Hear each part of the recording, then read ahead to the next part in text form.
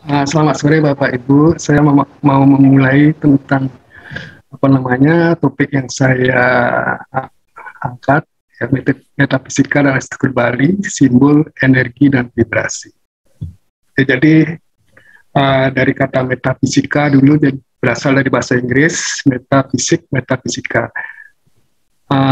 Metafisika itu sendiri merupakan bagian falsafah tentang hakikat yang ada di balik fisika, ya, yang bersifat abstrak dan di luar jangkauan pengalaman manusia. Nah, secara umum, topik analisis metafisika meliputi pembahasan mengenai eksistensi, keberadaan aktual, dan karakteristik yang menyertai ruang dan waktu, hubungan antar keberadaan. Metafisika mengajak orang untuk tidak terpaku pada hal-hal tertentu, tetapi melihat semuanya itu dalam konteks ada dan dalam konteks keseluruhan. Nah, kemudian filosof Heidegger menyatakan bahwa pencarian filosofis tidak lain merupakan usaha mencari apa yang ada di belakang yang fisik, di belakang yang fisika. Nah, ini skema beberapa pengertian metafisika. Jadi asal mulanya berasal dari kata meta, ya, selain sama sesudah atau sebaliknya, sedangkan fisika alam nyata. Jadi metafisika itu sendiri ilmu yang mempelajari hakikat di balik alam nyata. Nah, jadi kalau diuraikan, sebuah usaha yang sistematis dalam mencari hal yang ada di belakang hal-hal yang sifatnya fisik dan bersifat partikular atau kebendaan. Nah, teori metafisika menyangkut juga teori tentang ada, hakikat keberadaan zat, hakikat serta kaitan antara zat dan pikiran. Nah, itu juga bisa dikatakan ilmu mengenai yang ada yang bersifat universal. Di sini bisa diuraikan, jadi usaha untuk merumuskan sesuatu sistem pemikiran-pemikiran umum yang bersifat koheren. Ilmu mengenai yang ada dan bersifat universal. Nah, kemudian pemikiran atau gagasan sentral yang saling berkaitan, logis, sistem yang seluruhnya bersifat konsisten, tunduk pada hukum penalaran dan bersifat rasional. Selanjutnya, aliran metafisika itu sendiri ada 3 aliran. Jadi yang pertama monoisme, dualisme, yang ketiga pluralisme. Kalau yang monoisme membahas mengenai unsur pokok segala yang ada ini adalah satu. Sedangkan dualisme, aliran yang berpendirian unsur pokok segala hal yang ada ini ada 2, yaitu materi dan rohani. Sedangkan yang aliran pluralisme menyangkut hakikat yang ada ini adalah banyak. Nah, jadi misalnya bahwa pembentuk atau zat-zat pembentuk tubuh manusia itu sendiri adalah sama dengan unsur-unsur pembentuk yang ada di dalam alam semesta. Nah, misalnya air, udara, api, dan tanah. Nah, itu termasuk unsur pembentuk di dalam tubuh manusia. Sebenarnya satu lagi ada yang disebut ether, ya. Kalau dalam filosofi Hindu itu ada disebutkan bahwa unsur pembentuk itu ada air, udara, api, tanah, dan ether. Ether itu suatu hal yang kosong tapi memiliki energi. Nah, itu. Nah, kemudian dalam penjabaran berikutnya, jadi saya mencoba menguraikan, jadi dari kata meta dan fisika itu menjadi metafisika. Nah, di dalam metafisika itu sendiri membahas juga unsur-unsur vibrasi, energi, dan simbol-simbol yang dibuat itu. Nah, jadi pada prinsipnya segala sesuatu di dunia ini atau di alam ini semuanya memiliki energi. Jadi sama seperti yang di alam semesta.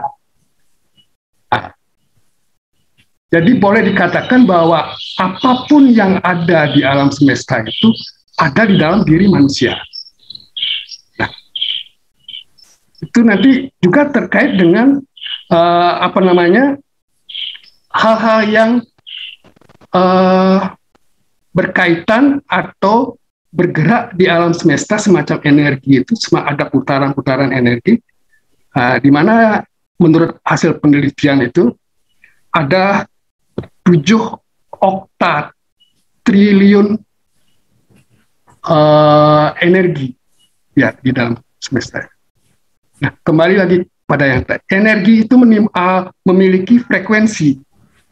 Nah, sedangkan frekuensi itu memiliki menyebabkan adanya suatu vibrasi. Ya, adanya suatu vibrasi. Nah, kemudian keterkaitan dengan alam semesta itu, mengapa saya hubungkan dengan sistem kalender? Ya, sistem kalender seperti di Bali lah. Jadi memiliki kelengkapan hal-hal yang terkait dengan siklus alam semesta. Jadi dikaitkan dengan perputaran planet-planet di galaksi ini. Jadi itu dikaitkan dalam sistem kalender, kalau di Bali itu sistem kalender Bali. Nah, di sana ada hal-hal energi yang ada di alam semesta itu mempengaruhi suasana atau situasi di benda-benda lain termasuk manusia. Nah, jadi manusia itu memiliki energi dan juga alam semesta itu. Nanti saya tunjukkan jadi bagaimana uraian dari energi menjadi frekuensi dan vibrasi.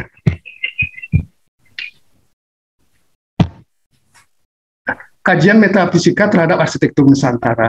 Di sini mengkaji metafisika dengan maksud untuk memenuhi kebutuhan dasar intelektual manusia, yakni keinginan untuk meraih pengertian tentang kesatuan alam raya dalam keanekaannya. Nah, melalui kajian metafisika terhadap arsitektur Nusantara Bali, katakanlah, diharapkan kemudian bisa menelusuri pandangan-pandangan yang ada di Nusantara ini tentang hakikat kehidupan dan kesatuan alam raya. Nah, tambahan sedikit lagi, nah ini menyangkut warga. Warga ini ada di dalam sistem kalender juga. Jadi warga ini dari sudut pandang ilmu pengetahuan berkaitan dengan ilmu astrologi atau ilmu falak. Ya. Itu ilmu perbintangan yang dipakai sebagai dasar untuk meramal dan mengetahui nasib orang. Itu awal mulanya seperti itu.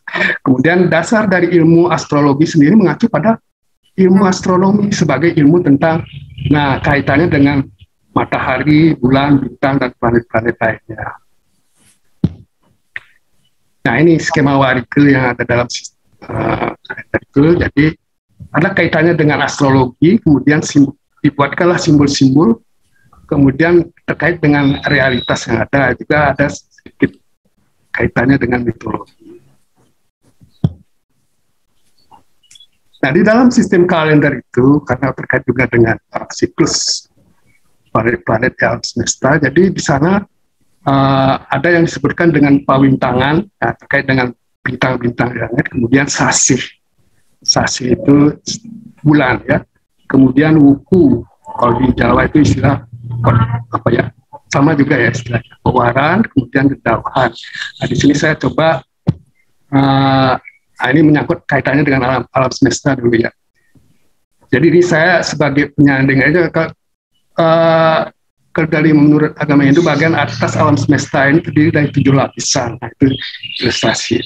7 lapisan tersebut dikenal dengan nama, ya ada Saptoloka kalau dia 7 lapisan di atas, 7 lapisan di bawah itu Saptapala. Nah, ini yang paling bawah disebut Burloka, tengah kemudian di atasnya Wah, Swah, dan seterusnya Mahaloka, Janaloka, Tapaloka. Nah, ini sebagai pembanding saja ya.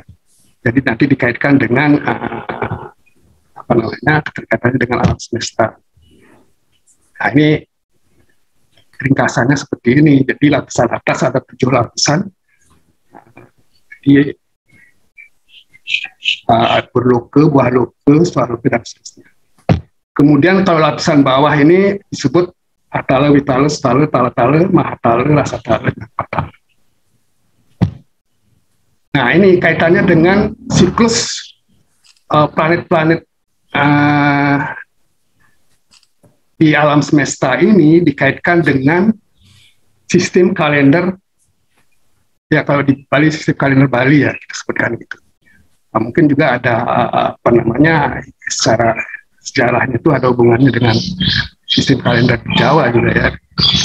Jadi perbandingan kedudukan matahari menurut tanggal dan bulan dalam tahun Masehi dengan Sasih dalam Waridu. Nah, ini sekedar apa ilustrasi. Jadi seperti inilah kaitannya antara siklus planet-planet di alam semesta di jagat raya itu terkait dengan energi yang ditimbulkan terhadap makhluk-makhluk hidup maupun segala benda yang ada di dunia ini.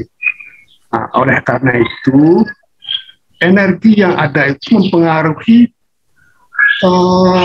misalnya mempengaruhi kelahiran manusia itu pada saat buku apa lahir. Jadi itu memang ada kaitannya dengan energi yang ada di alam semesta. Nah, kita coba lewati saja dulu. Nah, inilah uraian sedikit mengenai apa yang ada di dalam sistem kalender, sebut pawintangan, sasih, buku, wawaran, dedauhan, dan sebagainya. Ini kalau hal-hal yang terkait dengan apa namanya dihubungkan dengan matahari, jadi di dalam sistem kalender itu penetapan baik buruknya hari berdasarkan tata letak bintang, ya, sebagai galaksi tata surya. Kemudian kemunculan bintang-bintang dihitung berdasarkan wawaran, pancawara, dan sebagainya. Nah, ini dikaitkan dengan sistem kalender itu ya. Ini jadi ada hubungannya dengan ini juga metafisika, karena ada sesuatu yang perlu kita ketahui di balik apa yang ada itu, di balik kalender, sistem kalender, sistem penanggalan ini ada sesuatu yang bisa dikaitkan. Jadi seperti siklus apa namanya planet-planet di bumi. Kemudian, ini cuma penjelasan yang tadi. Nah, saya mencoba memperkenalkan bahwa kalender Bali selain ada yang cetak juga sekarang sudah dimunculkan dalam bentuk digital. Nah, jadi di sini nanti bisa diklik www.kalenderbali.org ya. Nah, di sana kelihatan hari baik untuk misalnya membangun rumah. Nah, jadi diklik OK. Nah, pada tanggal berapa? Tanggal berapa, bulan apa, tahun berapa? Nah, itu bentar ya, ini. Nah, diklik OK, terus mencari apa? Tentang konversi, referensi, hari baik. Nah, itu. Jadi ini bisa diklik di sini, nanti muncul dengan sendirinya. Karena itu sudah secara matematis ini sudah diperhitungkan oleh leluhur dulu ya. Nah, ini contohnya kalau misalnya membuat tembok pekarangan atau penyangkar. Kita klik seperti yang tadi, jadi muncul sudah hari baik, dan ini khusus untuk hari baik untuk pada saat membuat tembok pekarangan atau penyangkar. Nah, di sini ada pada tanggal bulan, pokoknya selama bulan September ini, tahun 2021, untuk mencari hari baik membuat tembok pekarangan atau penyangkar adalah pada tanggal ini, 1 bulan 9, 11 bulan 9, dan tanggal 24 dan 9. Jadi di sini ada ya petunjuk-petunjuknya seperti ini. Gitu. Halo, bisa didengar Pak suara? Halo? Bisa Pak. Oh, saya. Bisa Pak. Ya. Terus saya lanjutkan lagi, ini sekedar contoh aja. Sebenarnya banyak sekali kalau kita simak apa yang ada di dalam kalender Bali. Itu semua terkait dengan siklus planet-planet di alam semesta itu. Nah, di sini saya coba mengklik dewasa ayu atau hari baik membangun rumah. Nah, kalau hari baiknya itu disebutkan ini, tapi yang khusus untuk membangun rumah dipakai ini.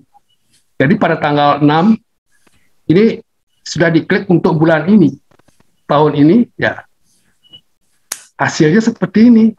Berarti kalau kita mau membangun rumah, cari hari baiknya tanggal 6, tanggal 8, tanggal 11, dan tanggal 12. Nah, ini ada tanggal 26.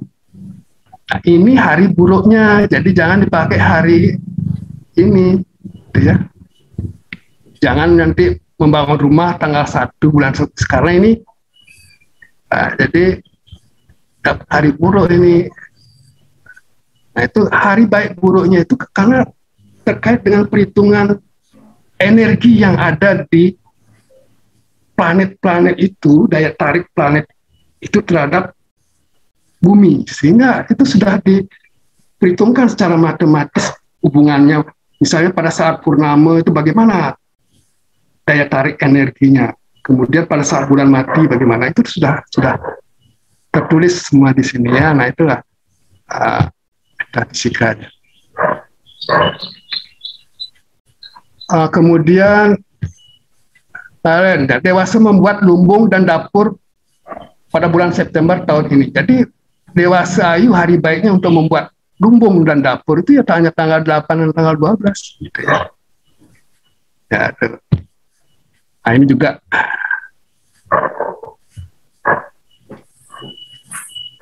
dewasa membuat sumur, kolam, sayuran, saluran irigasi. Nah, ini nih untuk mengukur pintu masuk pekarangan itu ada ketentuannya ya. Ya. Jadi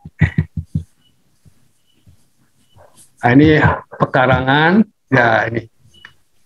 Sekarang ada di dalam sistem kalender itu bagaimana menentukan pintu masuk untuk rumah Bali yang Bali yang tradisi gitu ya. Jadi di sini dihitung harus dibagi 9 dulu, keliling ini dibagi 9. Kalau misalnya rumah itu menghadap ke barat, bagaimana perhitungannya? Nah, itu di sini sudah ada dalam sistem kalender itu. Nah, seperti ini. Jadi kalau misalnya panjang pekarangan 18 menghadap ke barat, tanggal berapa? Bukan, tidak ada kaitannya dengan tanggal ya. Tidak, cuma hanya terkait dengan ukuran site panjangnya berapa, kemudian arahnya berapa, arah kemana ya. Nah, di sini kalau itu setiap tembok pekarangan itu harus dibagi 9 ke arah posisi di mana pintu mau ditempatkan. Ya, jadi kalau misalnya menempatkan pintu di titik pertama ini dari 9 pembagian itu, jadi ini buruk di sini. Sedangkan 2 sedang. Nah, ini istilahnya sering kedatangan tamu. Jadi penjelasannya seperti itulah. Nah, karena mungkin kalau dikaitkan dengan energi itu ya itu. Kalau yang nomor 3 sedang. Nah, terusnya.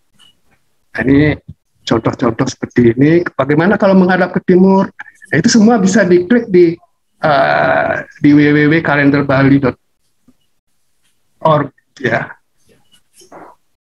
Kemudian saya lanjutkan. Nah, ini juga kalau karangannya menghadap utara. Nah, ini. Kemudian kalau menghadap ke selatan, ini sebelah mana yang baik posisinya? Berarti di titik 3, titik 4. Nah, ini yang 3 ini baik ini. 3, 4, dan 5. Sedangkan yang buruk itu yang 6, 7, dan 8. Itulah. Nah, ini kaitannya dengan yang tadi itu. Jadi menurut Nikola Tesla, jadi ya seorang peneliti atau apa namanya yang memang menekuni tentang metafisika. Jadi alam semesta, energi, frekuensi, dan vibrasi. Jadi jika Anda ingin memahami alam semesta, pikirkan energi, frekuensi, dan vibrasi. Itu menurut Nikola Tesla ya. Jadi, nah ini manusia itu memiliki energi, alam semesta juga begitu. Apa namanya? Ya manusia memiliki energi. Nah energi ini setelah diteliti berbentuk seperti apa ya, kue donat itu ya. Jadi ini juga terkoneksi dengan energi yang ada di alam semesta. Energi itu memiliki frekuensi atau gelombang ya. Nah gelombang ini memancarkan vibrasi. Inilah misalnya kalau kita kaitkan dengan arsitektur Bali, ya, jadi bagaimana mengendalikan energi itu sehingga frekuensinya itu selaras dengan alam, sehingga ibaratnya kalau seperti radio itu ya, frekuensinya nyambung dengan frekuensi yang lain sehingga terdengar suaranya, jadi terkoneksi begitu. Nah, kalau kita hubungkan dengan lapisan alam tadi, tubuh manusia itu juga memiliki 7 tingkatan, istilahnya cakra itu ya. Ini semacam miniatur daripada energi yang ada di alam semesta itu seperti ini. Ya, 7 lapisan. Ya, ini memiliki energi ya, juga energinya ya terhadap alam semesta juga gitu. Nah, bagaimana mengkoneksitaskan ini, menghubungkan supaya terjadi keselarasan antara apa yang ada di alam ini dengan makhluk hidup yang di sini dengan alam semesta. Ya, ya itu memang kita menjelaskannya itu gimana ya, harus kita bisa menghayati gitu ya, bahwa setiap benda apapun juga itu semua memiliki energi. Itu dari hasil penelitian.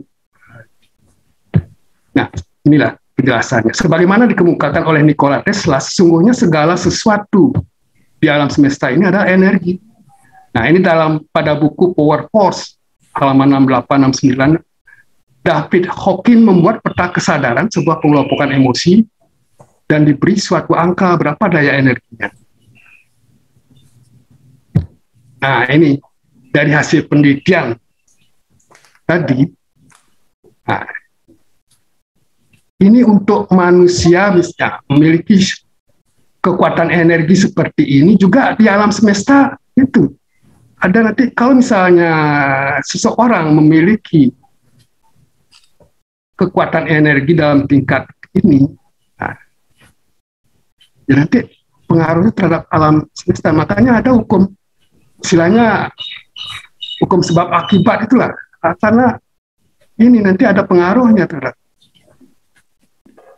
Nah, bagaimana dari hasil penelitian itu? Jadi kalau setiap individu ini sudah istilahnya pakai apa namanya ukuran-ukuran seperti ini ya, jadi dari hasil penelitian.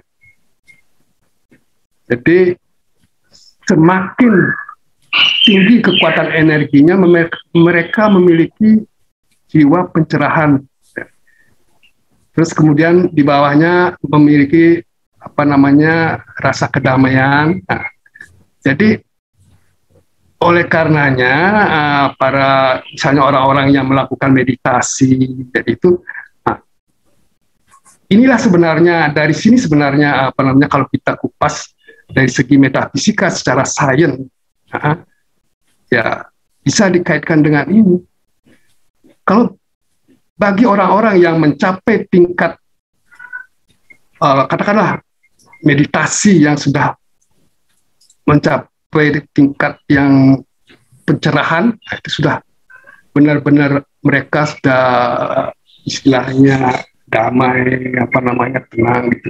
Nah itu nanti terkait dengan apa energi yang ada di alam semesta itu. Nah ini nanti saya lewati dulu, jadi nanti ada kaitannya dengan hal-hal yang apa arsitektur ya. Jadi, nah ini kembali seperti yang tadi ya. Ini maaf kadang-kadang ada tempat ini. Jadi memiliki 5 unsur pembentuk padang kita, sama seperti yang ada di alam semesta warna agung ya. Jadi unsur pembentuknya itu sama, yaitu yang disebut Panca Mahabhuta, terdiri dari zat padat, tanah, apa, zat cair ya, teja, api, bayu, udara, dan eter atau akasa. Nah, kemudian, nah ini dalam alam semesta itu ada 12 pemahaman mengenai hukum alam semesta itu. Jadi yang pertama ada yang disebut hukum keesaan, hukum getaran, hukum tindakan, hukum penyesuaian, dan sebagainya, ada 12. Nah ini hukum ini semuanya ada di alam semesta. Nah ini kembali kepada pengertian simbol, energi, vibrasi, frekuensi. Simbol itu adalah gambar bentuk atau benda yang mewakili suatu gagasan, benda atau jumlah sesuatu. Nah, sedangkan energi adalah kemampuan untuk melakukan kerja, misalnya untuk energi listrik dan mekanika, atau daya kekuatan yang dapat digunakan untuk melakukan berbagai proses kegiatan. Nah, bagaimana halnya dengan vibrasi? Itu adalah gerak bolak-balik objek dari titik keseimbangannya dalam suatu periode tertentu. Nah, frekuensi itu merupakan semacam gelombang, ya, ukuran jumlah terjadi sebuah peristiwa.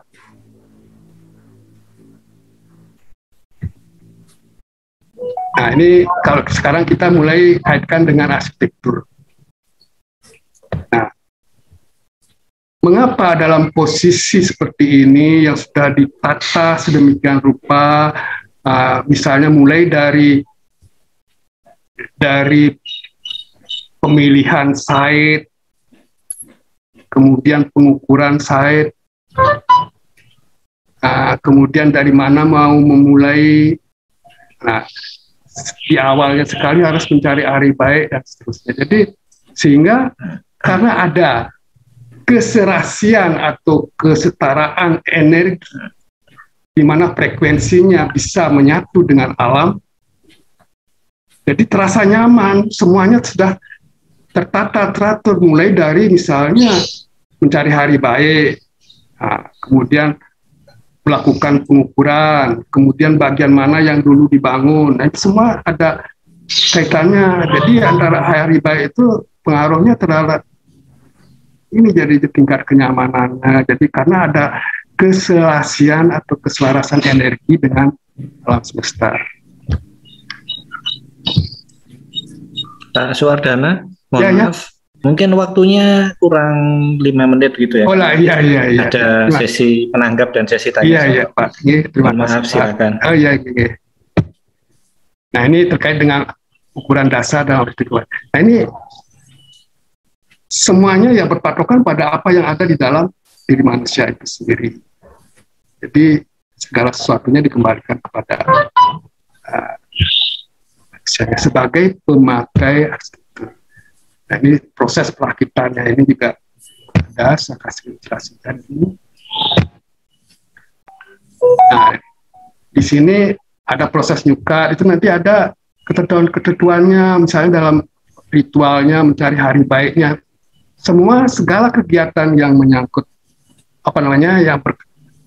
semua aktivitas, termasuk aktivitas dalam berarsitektur itu mencari hari baik dulu, kemudian ada aturan-aturannya. Nah ini penggunaan kayu yang tidak boleh digunakan. Nah ini kaitannya dengan keserasian dan keselarasan dengan energi yang ada dalam alam semesta itu. Nah, seperti misalnya pohon yang tumbuh di jurang itu tidak boleh dipakai untuk untuk bangunan. Ini kalau secara logika, jadi ini kan ada hubungannya dengan kekuatan itu ya. Jadi seperti misalnya apa namanya, tanah apa, pohon yang tumbuh di sungai, ya itulah. Ini sudah ada apa namanya, katakanlah kecerlangan lokal dari itu, apa namanya, aturan-aturan yang disusun oleh leluhur kita. Nah, kata simbol, ini makna simbol ya, menggambarkan sesuatu, untuk menggambarkan sesuatu yang imaterial, abstrak, suatu ide, kualitas, dalam rangka suatu objek, dan seterusnya. Nah, ini berasal dari ini, bahasa Greek. Simbol bukan sekedar cerminan realitas objektif, ia mengungkapkan sesuatu yang lebih pokok dan lebih mendasar. Simbol mampu mengungkapkan sesuatu yang nyata atau suatu struktur dunia, tidak nampak pada pengalaman. Penggunaan sarana berupa simbol sangat bermanfaat di dalam menumbuhkan rasa bakti dalam diri pribadi seorang. Nah, ini lanjut ke arsitektur lebih masuk lagi. Ini dari kondisi geografis Bali dan peninggalan beberapa situs purbakala itu ya, katakanlah situs-situs. Jadi itu, nah, nanti simbol-simbol orientasi itu nanti ada diungkapkan di sini ya. Nah, ini menyangkut apa namanya, peninggalan-peninggalan apa, situs-situs. Ya. Nah, simbol dalam orientasi Rawasanga. Jadi di sini disimbolkan 9 mata mata angin itu, 1 di tengah, 8 di sekelilingnya itu. Nah, ini disimbolkan sebagai apa namanya, ada Dewa Sambu yang berstana di sini. Jadi untuk warnanya itu disimbolkan warna wang atau biru. Nah, di sini warna hitam ya. Ini Kajengkau, Dewa Sangkara, ini Dewa Mahadewa, ini Dewa Siwa. Jadi simbol-simbol seperti ini. Jadi inilah yang nanti apa namanya, menelurkan istilahnya kotak 9 Rawasanga pada suatu pekarangan. Nah, ini simbol dalam orientasi ruang terhadap penataan bangunan. Jadi selalu berorientasi ke gunung untuk tempat-tempat yang dianggap utama, seperti misalnya penempatan tempat suci di daerah utama. Jadi ke arah kaje, ya, ke arah kaje. Kalau ke arah laut itu jadi hilir. Jadi tempat yang dianggap suci atau yang dianggap utama itu berorientasi ke arah kaje atau gunung. Kemudian, nah ini semacam ilustrasi, jadi filosofi kehidupan dalam konteks korelasinya dengan alam semesta. Nah, jadi inilah unsur mikrokosmos, makrokosmos. Jadi ini ada tahapan-tahapan dalam kehidupan. Nah, ini disesuaikan dengan Desakalapatra, tempat, waktu, dan keadaan. Nah, simbol-simbol dalam konsep keruangan. Jadi mengapa sampai muncul konsep apa Suning Sangamadana? Ya, bermula dari sini. Jadi di sini ada daerah utama kaje, daratan ke laut, ke arah laut. Nah, ini tambahkan dengan orientasi dan terbit dan tenggelamnya matahari. Ini digabung menjadi 9 kotak, apa istilahnya disebut Suning Sangamadana. Jadi itulah simbol-simbol yang diberikan. Nah, secara vertikal ini dalam konsep hierarki ruangan secara vertikal ya ini. Jadi daerah utama di daerah yang tinggi, made di daerah yang datar, miste atau pelemahan. Nah, di situ tempat daerah kuburan, pokoknya bagian hilir tempat ya. Laut, kaki, utama, dan kecil. Nah, ini dipakai pada tugah, jadi penunjang pada sake yang ada pada Balai Daje itu. Ini jadi ada istilahnya patung singa ambara raja. Jadi ini simbol Dewi Saraswati. Ini pada bangunan itu juga kan pada relief itu juga ada dibuat pada pura-pura atau bangunan-bangunan suci. Nah, ini simbol-simbol dari dewa yang berstana di ke-9 penjuru mata angin tadi. Jadi 8 penjuru di sekelilingnya, kemudian 1 di tengah. Jadi di sebelah mana Dewa Indra, di sebelah mana Dewa Baruna, dan sebagainya. Ini juga bisa itu di dalam secara horizontal itu bisa ditempatkan titik-titik pada dewa ini jadi sebagai simbol di dalam orientasi mata. Nah, ini juga relief-relief yang digunakan pada bangunan, khususnya pada bangunan suci itu, atau di atas pintu. Nah, seperti ada makna dan fungsinya dan juga. Ini ada pada patung-patung di kiri kanan pintu gerbang masuk. Nah, ini disebut karangsai sebagainya ya, kalangan.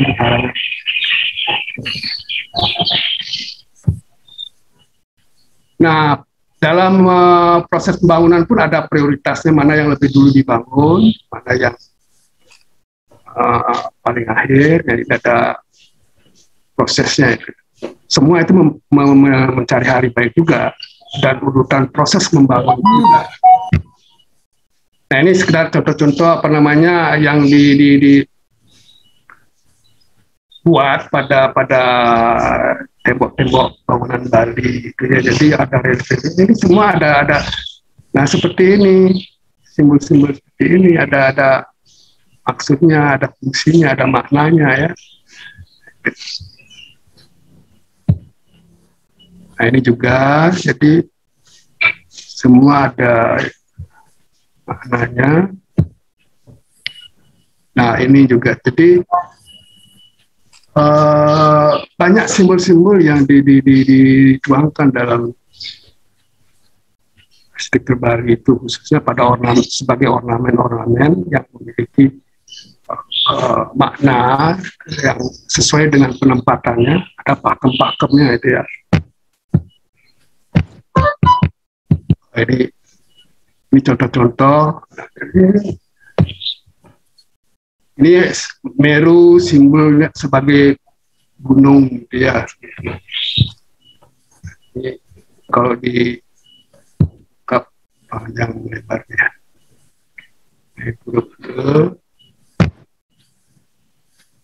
Nah, ini sedikit kemampuan benda alam mentransmisi emosi manusia. Ya. Para ahli mengungkapkan bahwa manusia tak akan bertahan hidupnya bila tidak mampu memelihara harmoni dan jaring kehidupan termasuk dengan lingkungan alamnya. Itulah sebabnya bumi ini disebut Ibu Mother Earth, karena bumilah yang senantiasa mengasuh dan mengonsumsi. Nah, ini sekedar ilustrasi.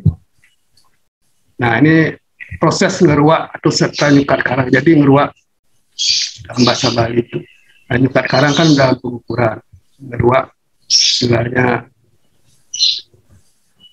penggalian, pembongkaran tanah itu. Ini ada proses, ada tata upacaranya. Nah, ini juga menggunakan warga atau dewasa ayu ya, seperti ini ya. Pada saat kapan ini? Pada saat nyukat atau pengukuran karang itu hari baiknya pada saat apa? Jadi pada saat Kajang Kliwon, Kajang Petang, peruntukan dan ini semua ada tercantum di dalam lontar kosal itu ya. Jadi peruntukan dan tujuannya berapa. Nah, ini sedikit upacara foto upacara ngeruak ya. Ini upacara Nasarin, bulan dasar seperti bahasa Bali. Kemudian kita kaitkan dengan filsafat hidup dalam kehidupan masyarakat Bali, yaitu Trihita Karana, ya itu sudah sering didengar ya, filsafat hidup yang begitu dalam bagi filosofi. Yang bermakna 3 hal hubungan yang harmonis antara manusia dengan Tuhan, manusia dengan alam, manusia dengan manusia. Ini terkait dengan energi yang ada di alam semesta. Nah, dari frekuensi dan menimbulkan vibrasi tadi, jadi seperti ini. Jadi simbol-simbol yang ada di sini ini ya memberikan, turut menuntun kita untuk memberikan vibrasi.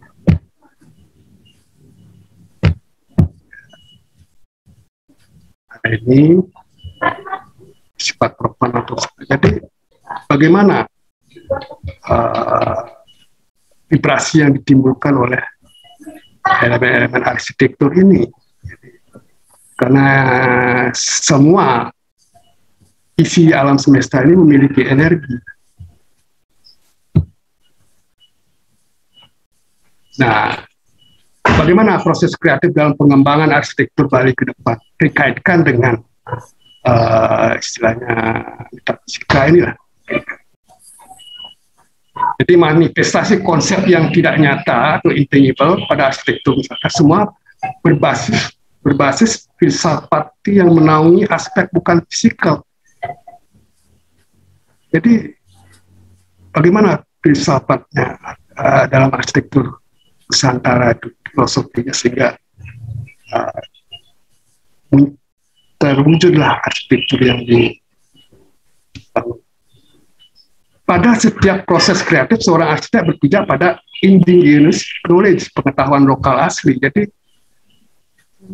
bagaimana originalitas daripada pengetahuan lokal itu yang penting pada proses kreatif seorang arsitek, khususnya arsitek, mungkin bisa dikatakan arsitektur Nusantara, arsitek Nusantara ya, yang berfokus pada faktor yang sifatnya subconscious. Jadi, yang muncul dari alam bawah sadar kita, karena faktor lingkungan kita, jadi membangun energi-energi yang positif dan sebagainya. Itu menghayati secara detail maupun keseluruhan melalui pengembangan budaya dan perasaan. Jadi ini bahan bacaannya seperti ini. Jadi beberapa buku-buku yang sebagai acuan di dalam tugas ini. Jadi untuk itu kurang lebihnya saya mohon maaf Pak ya. Jadi karena saya tidak mendalami sekali tentang metafisika, tapi berusaha ingin tahu lah. Ini sekedar sharing sifatnya ya. Jadi mungkin ada masukan-masukan dari Bapak Ibu semua, kami persilahkan. Terima kasih Bapak Ibu ya.